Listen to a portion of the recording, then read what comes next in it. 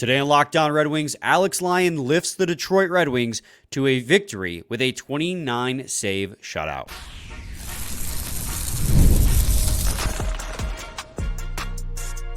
You're Locked On Red Wings, your daily podcast on the Detroit Red Wings. Part of the Locked On Podcast Network, your team every day.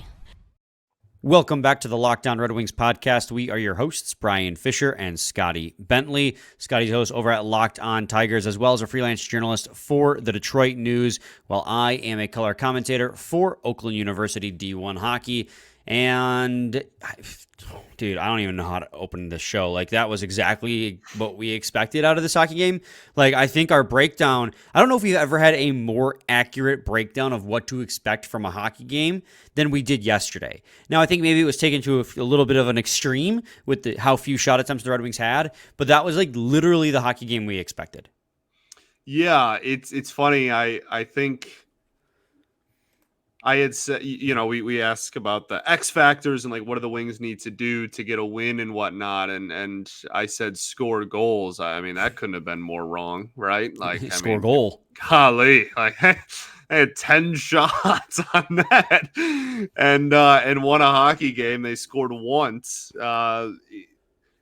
It's wild looking, and I'm sure we'll talk plenty about it. But it's looking back at the Islanders' last, I don't know, 3 starts that Shesty's been in net for. They all look like this. They're either shutouts for him, or they're 1-goal losses where the Islanders get shut out.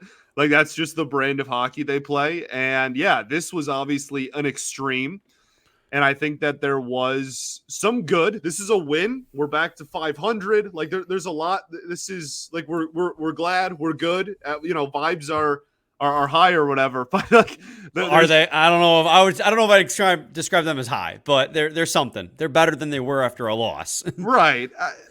I mean, yeah, like it's important to get back to 500. It's important to win those hockey games against a team like that doesn't allow shots. Like that is an important win. That's a team that's going to be in the playoff mix, and it's a really important victory. I don't know if I'd call it like a good victory, but it's an important one, and it's one that hopefully can start some momentum and kind of snowball effect into some other stuff. But it was, yeah, like you said, it was very on brand. This was the most Islanders hockey game you have ever seen. Yeah, you know how it's on brand, Scotty? I literally fell asleep in the second period. I slept through, I'm not going to lie to you guys. I'm not going to lie to the listeners. I fell asleep in the second period. I slept through 17 minutes of the second period. I woke up with 3 minutes left. The Red Wings had 8 shots on net. I fell asleep, they had 3. I missed a power play and a penalty kill where nothing happened. It's really bad when you're watching the second. Well, that was their best period then. It was. And I slept through it. But I still didn't miss anything. They had 3 in the first. That means they had 4 or 5 in the second, which means, yeah, they had 2 or 3 again in the third. Like, it's bad when a fast-paced sport like hockey, somebody can fall asleep for almost an entire period, wake up, and have nothing change. Have had changed. Yeah, you really, in that span, you really just missed some great Lions saves and some special teams opportunities for both teams. That's like literally it. That's it. I saw 2 of the penalty kills, and I saw plenty of Lions saves in the first and the third period. So Didn't feel like I missed out on too much. Scotty, I gotta ask you what you think your difference maker is. Of course, I think it's pretty obvious for both of us. I think we'll both be in agreement. We only have one today. But before we get to that, I gotta let you guys know that today's episode is brought to you by Game Time. Download the Game Time app, create an account, and use code LOCKEDONNHL for $20 off your first purchase. Scotty, difference maker, who you got, buddy? I'm going to go with Eric Gustafson. Yeah. Clearly this is Alex Lyon. He was phenomenal in this game. 29 save shutty. We will gladly take the shut piece. He was great. This was a game, and this is something that you had brought up a lot before, where like the Islanders were exposed a little bit too. Like, this is an offense that at even strength really struggled to consistently get opportunities in front of the net. However, on the power play, they did have plenty of opportunities, and Alex Lyon was on his head. There was actually quite a few breakdowns on the kill in this game, and Alex Lyon came out on top of all of them somehow. So he was phenomenal. He was just seeing the puck really well. Like, I know that's kind of a weird, that's weird analysis. Like, I'm watching from my couch, but like he just looked like he was seeing the puck really well. He was on top of everything. He was not fooled by anything. He corralled and pinned the puck against his body with every opportunity. There was a couple that like popped out of his glove and then had to get cleared. But like, I don't know. I thought he was absolutely locked in, and that's obviously not a hot take. The final score in the box score reflect that. Yeah, I don't think that it's possible in a game where you had just 10 shots, but your goalie put up a 29 save shutout to have anyone else as a difference maker. Yeah. It's Alex Lyon, and that's it. I mean, not only did he have 29 saves in this game, you combine the 37 saves on 39 shots he faced in the game before that, and I think he comes out to, let me double check on this. Like I think he comes up to 60 or something, dude. Something insane. In the last two games, he makes 66 saves on 68 shots. Yeah. I did the math. I added those two numbers together between the Nashville game and the Islanders game today. Like, he's been absolutely unreal in the last two, and a big reason why the Red Wings won. And, I was critical a little bit of his last performance because he came out a little shaky. He got a little bit lucky with a goal being called back. But, like, after that first 5-minute stretch in the game against Nashville, he locked the F in, and he's been locked in since. And like you said, like, you said, like, I don't know how I could tell this sitting on the couch, but like, if a goalie's playing insanely well, it's because they're locked in and they're tracking the puck well. Yeah. Like, tracking the puck is like the biggest thing a goaltender needs to do, because if they can't see where the puck is going or is, they're not going to be able to make the save. So I agree with you. It's all been his puck tracking skills. He's been on top of it. Outside of that, like, goalie, what do you do with? I mean, we can save this for like an off day too. We got an off day tomorrow. We can save it, but like, I feel like this is just going to be, I said this last week, I feel like this is just going to be the question we ask after every single game. Like, we're just going to crazy. And when I say we, I literally mean you and I, and I'm sure part of the fan base as well, but I'm not talking about anybody else. I'm literally talking about us. Like, we're just going to have to overreact to every single game's goalie performance. And like, that's going to be the guy that we're like, oh, like, send them back out there. Like, I don't, it's weird. Like, it's just weird. And I guess currently you have two. So like, it's a little bit easier to just go, okay, like we'll ride Lyon for a little bit, but like Talbot had a shutout 4 games ago. Like, I don't know. It's, and then he got pulled in his most recent outing. So it's just a weird situation, man. Goalie continues to be an absolute anomaly for this team. I think that the answer to your question is pretty simple, because we've seen in the past how Derek Lalonde likes to run this. When he gets a goaltender that's playing well, he just runs it back. You've had back-to-back games where Alex Lyon has given you very strong performances. So you have a day off tomorrow on Wednesday, and then you're back at it. Is it in New Jersey, or is New Jersey coming to LCA? Coming to LCA on Thursday, you go back to Lyon. I mean, Lyon had a goal saved above expected, a 2.66 in this game. So according to expected goals, the Red Wings should have lost by 1 or 2 goals in this hockey game. 2.66. I think anybody that, I don't think we need analytics for that one. I think anybody that watched the game kind of felt that pretty. And easily. you brought up a great point. Like, Lyon was fantastic in this hockey game, but it's not a sustainable way to win hockey. You can't go into a hockey game, have 10 shots. And again, part of this is, like, we talked about it. This is the combination of like Red Wings hockey and Islanders hockey meshing, and you're just getting like the most boring hockey possible out of it. But like, it's not a sustainable way to win hockey games by getting pummeled in shot attempts and shots, and then only scoring 1 goal and having that carry you all the way.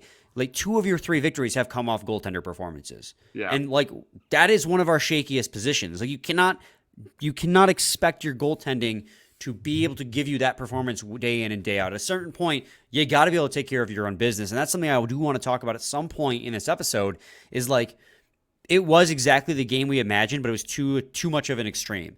This Red Wings team was just behind the play the entire game.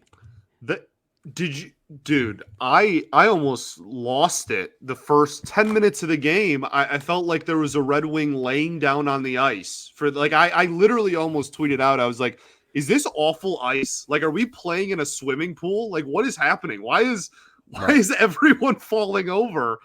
Oh my goodness. But yeah, the I was just going to agree with your point. Like the rest of the game, I mean, this was not a good defensive performance, man. And like that is something that should be brought up and that we should discuss. Like this was not a win because the defense was phenomenal by any stretch of the imagination. This was Alex Lyon and then one glorious Vlad to Kane goal. Yeah, like a win is a win is a win. We're not going to complain about it, but yeah, it's not sustainable. You can't ask your goaltender to do that every day. Yeah, You got to you're not figure going out to win. how to. You're not going to be a very good team if you look like this through 82. But you're also not going to play the Islanders through 82. So Right. We're going to head to segment 2, and when we get there, we're going to talk about notable performers outside of Alex Lyon. Alex Lyon, obviously number one star by a long mile, but there are a couple other things we wanted to make note of too before we get to the news and notes. Segment 3, where we just kind of give you our final thoughts on the game and things that stuck out to us. So stay tuned. Segment 2 of Locked On Red Wings. Got to talk to you guys today about Game Time. Game Time has a new feature called Game Time Picks that makes getting tickets for your favorite live events even easier. Game Time Picks filters out the fluff to show you incredible deals on great seats so you don't have to waste time searching through thousands of tickets. Curation makes it easier to save more on sports, comedy, concert, theater, and so much more with those Game Time Picks. And then the new all-in pricing toggle allows you to see the total upfront with no surprise fees at checkout, but you got to turn on that toggle if you want to see the price up front. Get a panoramic view of your seat before you buy with Seat Views, and your purchase is covered with the most flexible customer service policy in the ticketing industry. Take the guesswork out of buying tickets with Game Time. Download the Game Time app, create an account, and use code LOCKEDONNHL for $20 off your first purchase. Terms apply. Again, create an account and redeem code LOCKEDONNHL for $20 off. Download Game Time today. What time is it? Game time. Also need to talk to you guys today about Prize Picks. Prize Picks is the best place to get real money sports action. With over 10 million members and billions of dollars in awarded winnings, Prize Picks has made daily fantasy sports accessible to all. You just pick more or less on at least 2 players for a shot to win up to 100 times your cash. Run your game all season long on Prize Picks. You can now win up to 100 times your money on Prize Picks with as little as 4 correct picks. And you want to play Prize Picks alongside Drewski, Joe Budden, and MMA champ Sean O'Malley? You can find community plays under the promos tab on the app to view entries from some of the biggest names in the Prize Picks community each week. Sign up today and get $50 instantly when you play $5. You don't even need to win to receive that $50 bonus. It's guaranteed. Prize Picks also offers weekly promotions that can lead to big payouts like Taco Tuesday. Each Tuesday, Prize Picks discounts select player projections up to 25% to provide even more value to your lineups. Download the app today and use code LOCKEDONNHL to get $50 instantly after you play your first $5 lineup. Prize Picks. Run your game. That was a very loud swallow. I think everyone could hear that in the transition, buddy.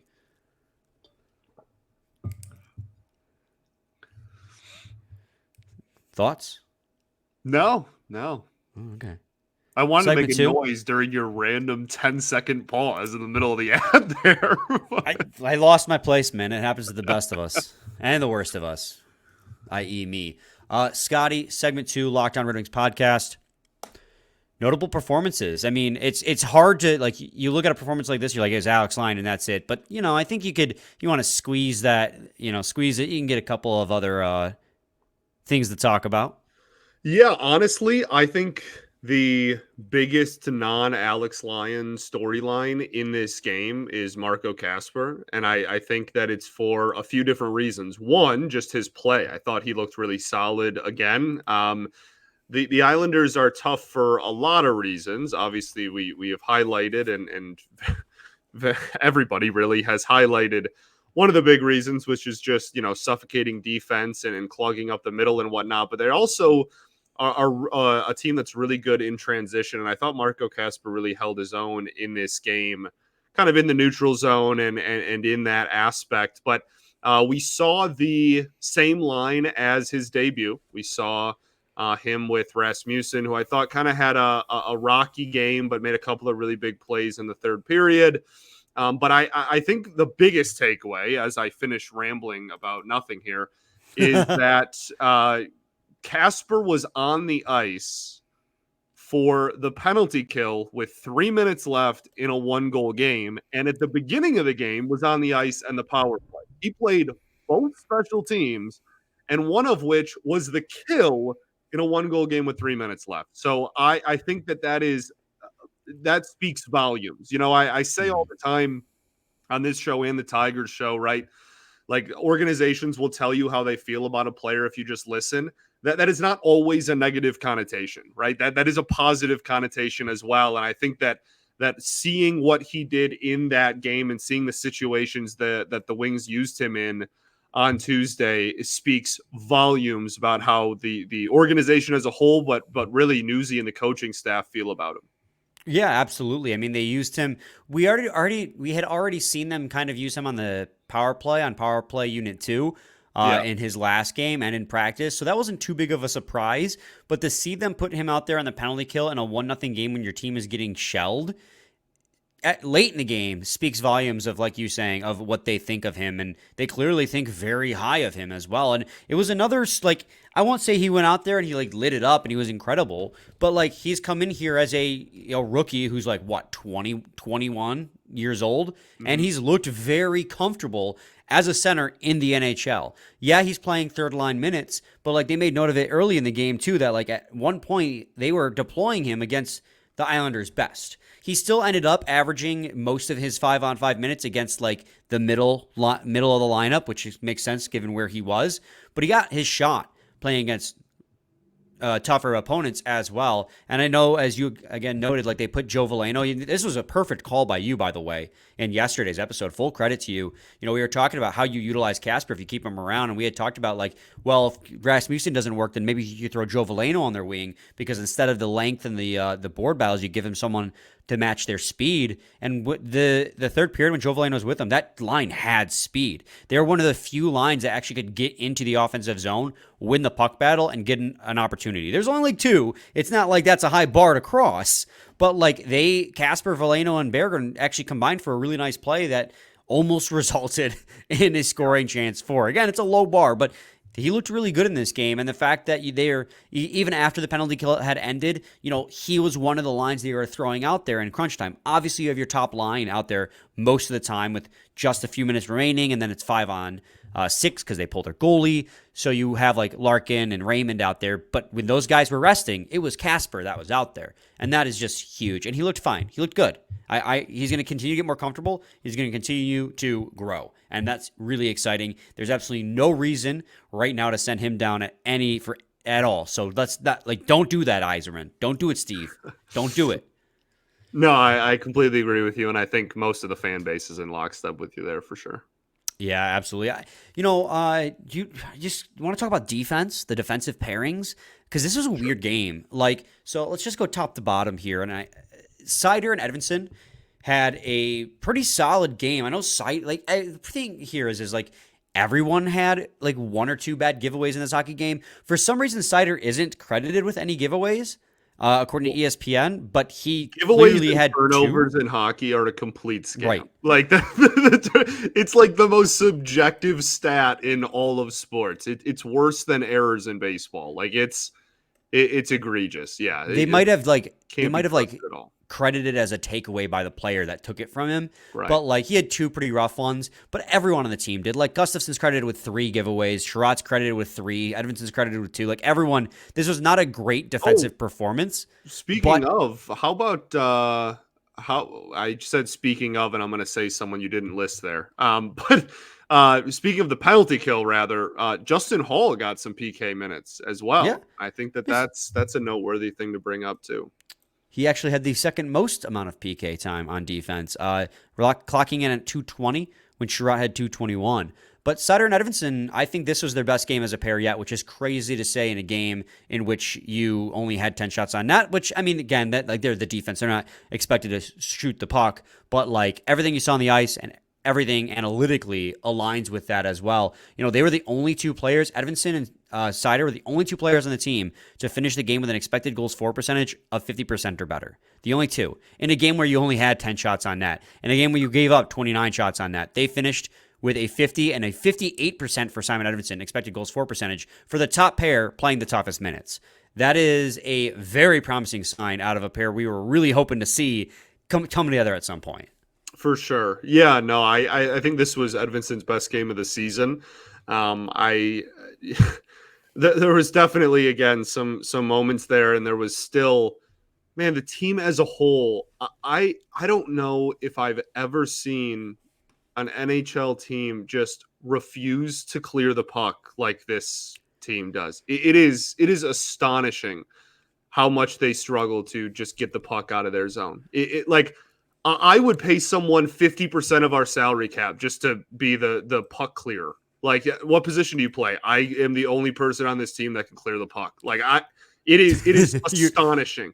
You are describing Moritz Seider last season. His role in the team was go out there and get the puck out of the zone. Yeah, well, he also is elite at keeping the puck in the zone as well. Right. That zone exit and entry is just something he was really good at last year. But yeah, man, I thought that Edvinsson was really good, and I think that he was one of the only people on the team that was able to clear the puck at sometimes. Even then, he still had his moments, but I thought that this was the best that he has utilized his skating abilities so far. Like, he just looks so good for his size on skates, man. It is really impressive, and I think that this was kind of the first game that you really saw the fruits of that. So hopefully it just is, again, snowballing, and he can continue to get better and better. Yeah, and Edvinsson actually led the team in ice time in this game as well, because Seider, that dirty player that he is, got another minor penalty in this game. Yeah. So he missed out on some penalty kill time. So Edvinsson led the team in ice time with 24-34. We're going to take another quick break. When we return, we'll finish up talking about the defensive pairings. We'll talk about Kane. He got his first goal of the season, as well as probably talking about overall just like this team, and it's not a good. The guy got the win. A win is a win is a win, but the vibes in that game are just like weird. They're weird. So stay tuned.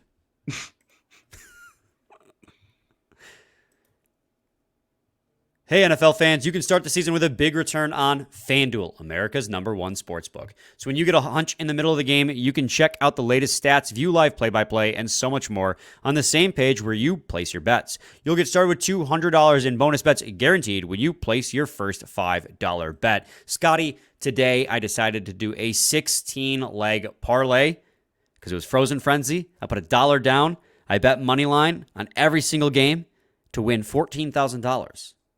How'd you think I did?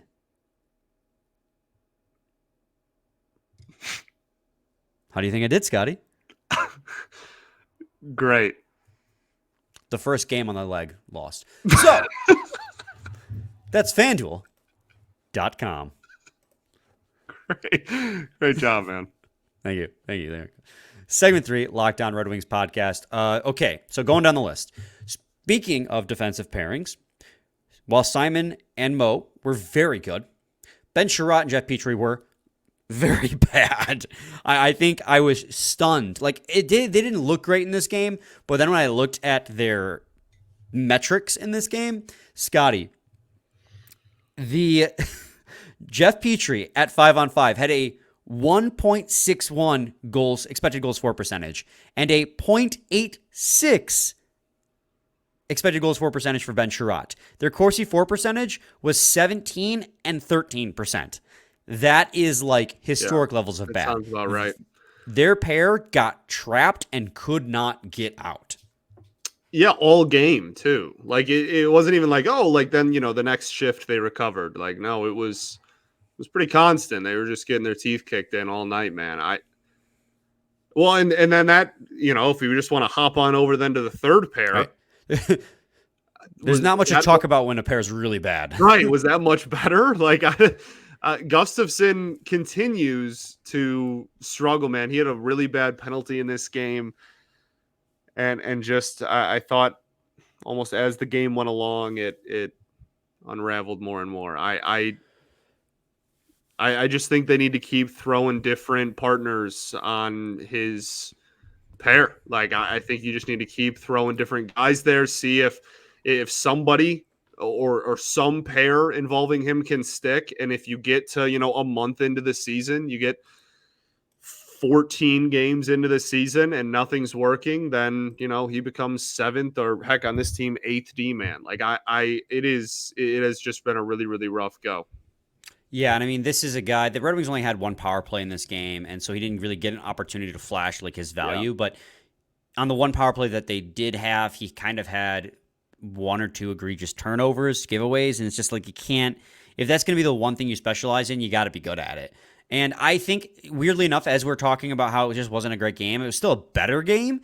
Like, putting him back on his left side, his natural side, he definitely performed better. Giving Justin Holl, who has earned another opportunity out there in a sheltered role, because that's what the third pair is going to be. Having a right side D-man, allowing Gustafsson to play left side, I do think they looked better. And Gustafsson was the only player on the team to have a 50% shot attempt percentage, Corsi 4 percentage at 5-on-5, 9-4, 9 against. You can't, they're still very sheltered. Like, they played 11 minutes of 5-on-5 time as opposed to, Sider's 18, and they're getting deployed primarily in the offensive zone. So you see that you still got to take it with a grain of salt. Defensively, there's still just so much left to be desired, and the offense isn't enough. At least with Gostisbehere, I can't believe I'm saying this after how much shade I threw Gostisbehere this last year. At least with Gostisbehere, he scored 57 points to help make up for the fact that he was a black hole defensively. We haven't gotten that out of Gustafsson.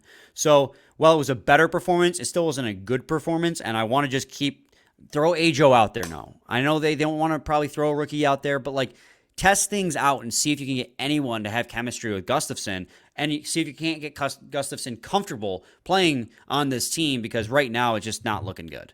Yeah, I agree. And credit to you yesterday, mentioned switching him back maybe to the left side and seeing if that would do something. It didn't do much, but I think they're probably going to keep him over there. Yeah, absolutely. The next thing is Patrick Kane got his first of the season, the only goal in this game. We haven't even talked about the one goal scorer in this hockey game. The first shot of the game as well. Red Wings break across the line. Tarasenko uses that big, strong muscle and then drops it back to Patrick Kane. Not only was it the first shot of the game, it was I thought they were going to end the period with one shot and one goal. They literally didn't get their second, the Wings did not get their second shot on net until 3 minutes left in the first period. It was just the only shot the Wings had for 15 minutes. Right. It was a beauty though. To the credit of that line, that was really, really good. Vlad, great setup, keeping the puck outside, getting deep, and then just kind of dumping it back off to Kane, who went top shelf. Man, yeah, it was a beauty. Well, here's the thing too, is obviously, so we talked about it yesterday, and this is a great opportunity to kind of transition back into this game as a whole with a few minutes left. This was exactly the game that we had discussed yesterday was going to transpire. You had two teams who weren't great at special teams. Did special teams play a factor in this game? No. Red Wings did kill 3, which is great to see, but it's not like the Islanders' power play was no great shakes. I think I said it was 30th in the league or something like that yesterday. We knew going in they didn't have a great power play. The Red Wings only had one power play opportunity, so they didn't get an opportunity to really show it. So the special teams didn't play anything. So what determined this game? It was going to be 5-on-5. We knew at 5-on-5, the Islanders were a better possession team. They're one of the best. They're, I think, 11th at Corsi 4 percentage at 5-on-5, and they're top 10, 6th, I think it was, at expected goals 4 percentage. They had one of the best goals against per game, and they had one of the worst goals for per game. The Red Wings are terrible at 5-on-5. They can't stop shots, and they can't get their own. So going in, we were like, okay, this is going to be a low-scoring game. We joked, it's of course we said that it'll be 11-9, but I think we knew, because we've seen this game 1,000 times before, which is why I despise watching the Islanders so much, because they're so boring to watch, because this is the type of hockey they play, but it's also partly the Red Wings' fault too, because they don't play into it. The entire game was just the Islanders sustain pressure. They get 3 to 4 shot attempts,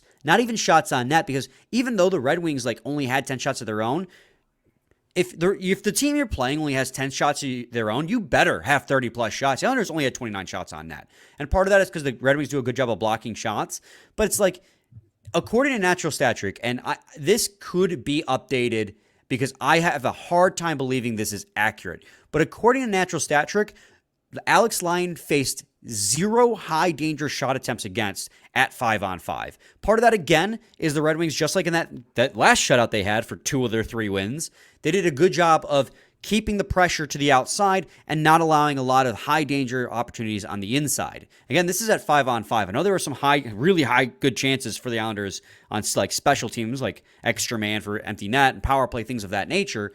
But at 5-on-5, the shots were coming from the point. They were coming from along the wall. They would have 3 to 4 shot attempts that just would go to the corner. The Red Wings would get to the puck, they would chip it out, and then they'd come back in, or if they were lucky enough to get a breakout, they'd break across the offensive zone blue line. And this is, stop me if you've heard this before, Scotty. I know I'm rambling, I'm sorry, but like this is all things we've seen through the first like 6 games of the season. You get across the blue line, you get pinched off the puck, and then they retrieve it, or you dump and chase it in.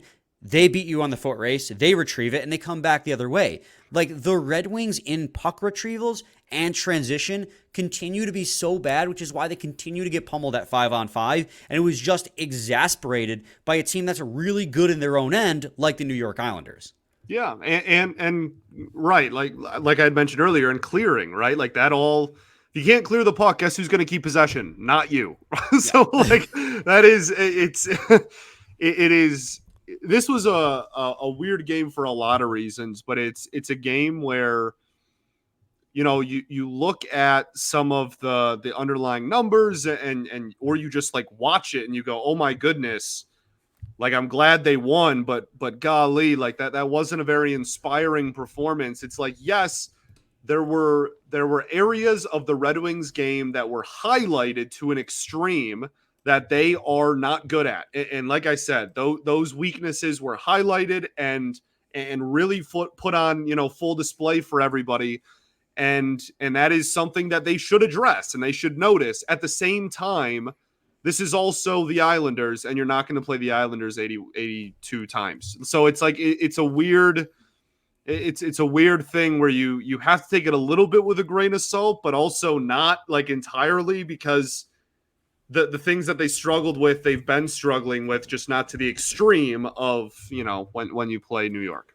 Yeah, it's just, you can't, I mentioned in segment 1, it's not a sustainable way to win hockey games. Yeah. I want to say, like, I want to come on here and be like, oh, it's only 6 games. Like, they have time to figure it out. But like, this is an extension of what we saw last year. This team has been terrible at 5-on-5 pre-Lalonde era. And Lalonde has come in and preached, you know, 5-on-5 is the way to go, right? And like, we got to work on being better, buy in on this defensive zone system, and like being better at possessing the puck. And like, those are the 2 areas that they stink the most at. So like, they got the win. A win is a win is a win. I'm just losing patience of watching games where the Red Wings are on their heels the whole time, because that's what they, and that's a little bit of in this game though. That is accurate. That is 100% accurate. They got their teeth kicked in. Like they gave up 3 times more shots than they attempted. Like that's right. Yeah.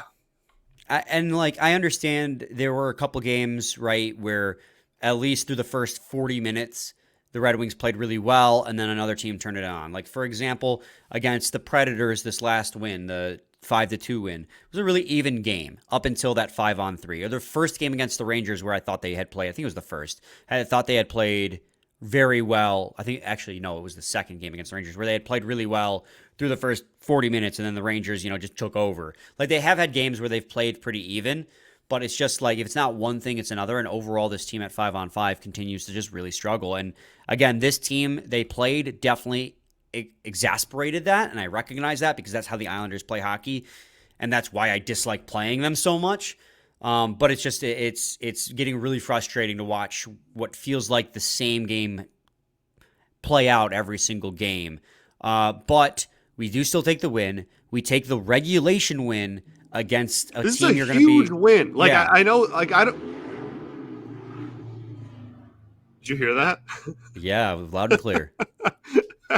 Somebody wanted to rev their engine. I love living in Detroit. I love living in the city.